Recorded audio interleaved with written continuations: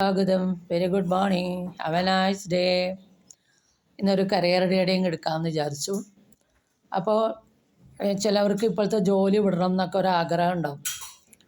ജോലിയിലെ ചില തടസ്സങ്ങളൊക്കെ കാരണം സ്വന്തം എന്തെങ്കിലും തുടങ്ങാമെന്നൊക്കെ ഒരു ആഗ്രഹമുള്ളവർ ഉണ്ടായിരിക്കാം.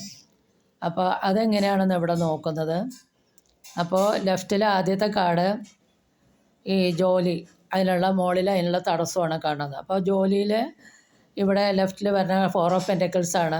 അപ്പോൾ 4 എന്ന് പറയുമ്പോൾ മാനിഫെസ്റ്റേഷൻ ഉണ്ട്, പക്ഷേ അത്ര ചെറിയ രീതിയിലുള്ള മാനിഫെസ്റ്റേഷനാണ്. അതുകൊണ്ട് തന്നെ അയാൾ ധനത്തിനെ മുറുകെ പിടിച്ചുകൊണ്ടിരിക്കുകയാണ്. അതുകൊണ്ട് ധനം ഉപയോഗിക്കുമ്പോൾ അയാൾക്ക് ഭയങ്കര ടെൻഷനും പേടിയൊക്കെ ഉണ്ട്.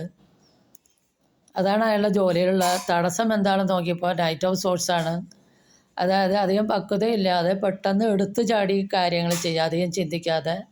അതേസമയം തൻ്റെ ബുദ്ധി ഉപയോഗിച്ച് ഹാർഡ് വർക്ക് ചെയ്ത് ഫോക്കസ് ചെയ്ത് ജോലി ചെയ്യുന്നുണ്ട്, പക്ഷേ അതിനനുസരിച്ചുള്ള മാനിഫെസ്റ്റേഷൻ അവിടെ നടക്കുന്നില്ല. അപ്പോൾ അതിൻ്റെ ടെൻഷനാണ് പണം ഉപയോഗിക്കുമ്പോൾ. അപ്പോൾ വരവ് ചിലവുകളൊക്കെ സൂക്ഷിച്ച് കൈകാര്യം ചെയ്യേണ്ട ഒരു അവസ്ഥയാണ്. അതിൻ്റെ ഉത്കണ്ഠവും ഭയമാണ് ഇവിടെ കാണുന്നത്.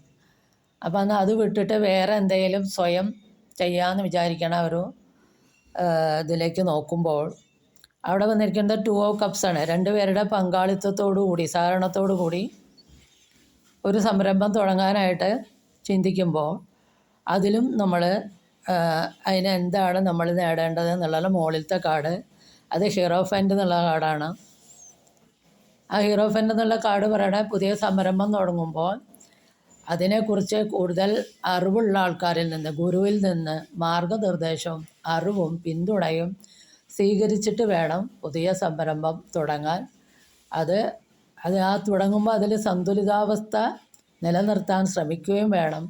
അപ്പോൾ അതിനുള്ള ഗൈഡൻസാണ് നടുവിലത്തെ കാർഡ്. അത് 3 ഓഫ് പെൻറ്റക്കിൾസ് ആണ്. അവിടെയും കണ്ടോ, ഒരു 2 പേരും ഒരാൾക്ക് പണി പറഞ്ഞു കൊടുക്കുന്നതാണ്. അയാൾ പണി പഠിക്കുകയാണ്. അപ്പോൾ ഇവിടെയും പറയണത് നിങ്ങൾ ചെയ്യാൻ പോണത് എന്താണെന്ന് അതിനെക്കുറിച്ച് നല്ലവണ്ണം പഠിച്ച് മനസ്സിലാക്കി മാർഗനിർദ്ദേശവും പിന്തുണയും സ്വീകരിച്ചുകൊണ്ട് നിങ്ങൾ മനസ്സിലാക്കി മുന്നോട്ട് പോവുകയാണെങ്കിൽ തീർച്ചയായിട്ടും അതൊരു സക്സസ്ഫുൾ ടീം വർക്കാവും. അതാണ് ടാരോയുടെ ഗൈഡൻസ്. അപ്പോൾ ഇതൊരു ജനറൽ റീഡിംഗ് ആണ്. ഇത് നിങ്ങൾക്ക് റെസനേറ്റ് ചെയ്താൽ please do subscribe, like and share. Thank you.